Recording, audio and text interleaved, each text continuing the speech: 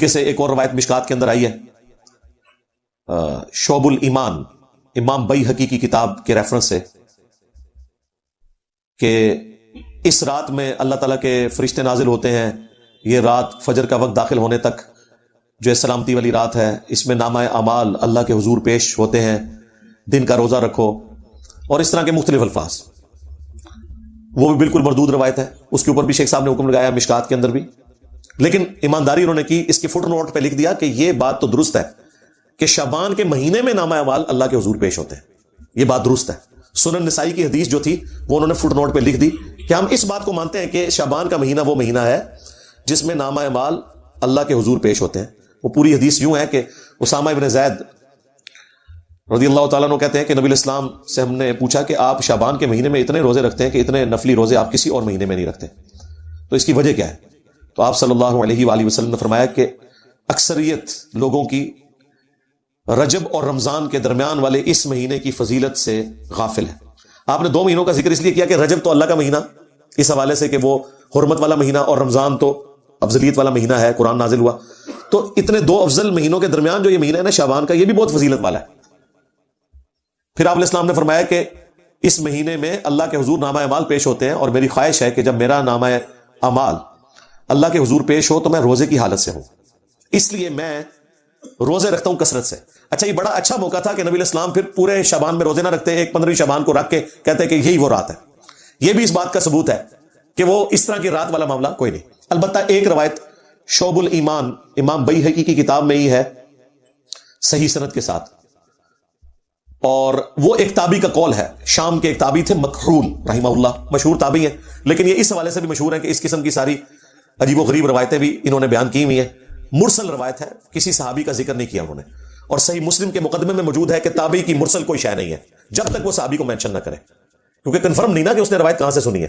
اگر صحابی سے سنی ہوتی تو بیان کر دیتے، بل وہ ان کا اپنا قول ہے انہی الفاظ کے ساتھ جو سنن ابن ماجہ میں وہ ضعیف روایت تھی کہ اس رات اللہ تعالیٰ سب کی مغفرت کر دیتا ہے سوائے شرک کرنے والے کے اور کینہ پرور شخص کے. تو یہ روایت سندن تو درست ہے لیکن صرف تابعی کا قول ہے، اس لیے یہ بھی کوئی اس حوالے سے حجت نہیں ہے. لیکن وہ بات اپنی جگہ درست ہے جو میں نے بتائی کہ سنن نسائی میں واضح حدیث ہے کہ نبی الاسلام اس مہینے میں کثرت سے روزے رکھتے تھے، کیونکہ آپ علیہ السلام نے فرمایا کہ نامہ اعمال اللہ کے حضور پیش ہوتے ہیں اس مہینے کے اندر. بلکہ صحیح بخاری اور صحیح مسلم دونوں میں موجود ہے کہ نبی صلی اللہ علیہ وآلہ وسلم رمضان کے بعد سب سے زیادہ روزے جس مہینے میں رکھتے تھے وہ شعبان کا مہینہ ہوتا تھا. تو شعبان کے مہینے کے روزوں کی فضیلت اپنی جگہ ہے، حتیٰ کہ بخاری اور مسلم دونوں میں حدیث ہے، اما عائشہ سلام اللہ علیہا کہتی ہیں کہ میرے جو رمضان میں مخصوص ایام کے روزے چھوٹ جاتے تھے تو میں ان کی قضا اگلے شعبان میں دیتی تھی، کیونکہ شعبان میں نبی الاسلام جو ہے وہ کثرت سے روزے رکھتے تھے. بیسیکلی انہوں نے کوڈ ورڈ میں بات کی، وہ جو حدیث ہے نا بخاری مسلم میں کہ کوئی بھی بیوی اپنے خاوند کی مرضی کے بغیر روزہ نہیں رکھ سکتی، یعنی اس میں امپلائڈ ہے کہ خاوند اپنی بیوی کے ساتھ جو ازدواجی تعلق ہے وہ دن کے وقت بھی قائم کر سکتا ہے. تو اما عائشہ جو کہہ رہی ہے نا کہ میں روزے شعبان میں رکھتی تھی رمضان کے قضا کیے ہوئے، کیونکہ نبی الاسلام نے روزہ رکھا ہوتا تھا، یعنی اب امپلائڈ تھا کہ مجھے اب اجازت کی ضرورت نہیں ہے، نبی الاسلام خود روزے سے، تو میں اپنے روزوں کی قضا دے لیتی تھی. حتیٰ کہ صحیح مسلم میں یہاں تک الفاظ ہے کہ نبی صلی اللہ علیہ وآلہ وسلم شعبان کا پورا مہینہ روزہ رکھا کرتے تھے، یہ بھی حدیث موجود ہے. یعنی کوئی اکا دکا چھوٹ گیا، ادروائز آپ کی روٹین تھی کہ پورا شعبان آپ روزہ رکھا کرتے تھے، رمضان بھی اور شعبان بھی. پھر صحیح مسلم میں یہ حدیث ہے، نبی صلی اللہ علیہ وآلہ وسلم ہر پیر کو اور ہر جمعرات کو بھی روزہ رکھا کرتے تھے. اور ترمذی میں تو الفاظ ہیں یہ اس لیے میں رکھتا ہوں کہ نامہ اعمال ہر پیر اور جمعرات کو اللہ کے حضور پیش ہوتے ہیں، میری خواہش ہے کہ میں روزے کی حالت سے ہوں. ایک اور حدیث بھی ہے مسلم میں کہ نبی الاسلام پیر کا روزہ اس لیے رکھتے تھے فیہ ولدت وفیہ انزل علیہ، کہ اس دن میں پیدا ہوا، اس دن مجھ پہ پہلی دفعہ وحی نازل ہوئی. وہ بھی ہے ایک پیر اور جمعرات والی بھی ہے کہ نامہ اعمال اللہ تعالیٰ کے حضور پیش ہو. تو اب دیکھ لیں نامہ اعمال شعبان کے مہینے میں بھی پیش ہوتے ہیں، نامہ اعمال پیر اور جمعرات کو بھی پیش ہوتے ہیں، یعنی شعبان کے مہینے میں جو سال پورے کا ریکارڈ اللہ کے پاس جاتا ہے، پورے ہفتے کا ریکارڈ جو ہے وہ پیر اور جمعرات کو، اور روزانہ بھی ہوتا ہے جو بخاری مسلم میں حدیث ہے کہ فرشتے فجر اور عصر کے وقت ڈیوٹیاں اپنی بدلتے ہیں. فجر والے فرشتے جب عصر کے وقت واپس جاتے ہیں اللہ تعالیٰ سب کچھ جانتا ہے، اس کے باوجود پوچھتا ہے کہ میرے بندوں کو کس حال میں پایا، تو وہ کہتے ہیں کہ گئے تھے تو فجر پڑھ رہے تھے، آئے تھے تو عصر پڑھ رہے تھے۔ اس طرح عصر والے جب فجر کے وقت واپس جاتے ہیں وہ کہتے ہیں جب ہم گئے تھے عصر پڑھ رہے تھے، وہ جب واپس آئے تو فجر پڑھ رہے تھے۔ فرشتے بھی انسانوں کی خدمت میں لگائے ہوئے اللہ تعالیٰ نے انسانوں کو سب سے زیادہ سیریس لیا ہوا ہے اس کائنات میں، اور انسانوں نے سب سے زیادہ نان سیریس اپنے رب کو لیا ہوا ہے۔ یہ کتنی خطرناک بات ہے۔ اللہ کے نزدیک سب سے زیادہ سیریس مخلوق انسان ہے، فرشتے اس کی خدمت میں لگے ہوئے ہیں۔ تو نامہ اعمال پیر اور جمعرات کو بھی ہر ہفتے، پھر سال کے بعد بھی شعبان کے مہینے میں، اور روزانہ بھی فجر اور عصر کے وقت۔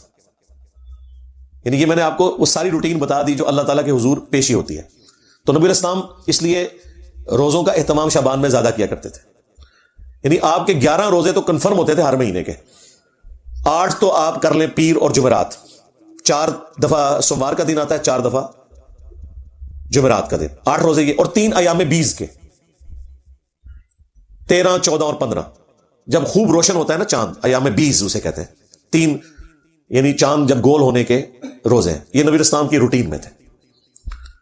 ایون سنن نسائی میں یہاں تک آیا کہ نبی الاسلام سفر میں بھی یہ روزے رکھا کرتے تھے ایام 20 کے۔ ویسے آپ نے اجازت دی ہوئی ہے، صحیح مسلم میں حدیث ہے کہ جو شخص مہینے میں 3 روزے رکھ لے وہ اسی طریقے سے ہے گویا اس نے ہمیشہ کے روزے رکھے، اور اس میں کوئی قید نہیں کہ آپ نے کب رکھنے، 3 روزے مہینے میں۔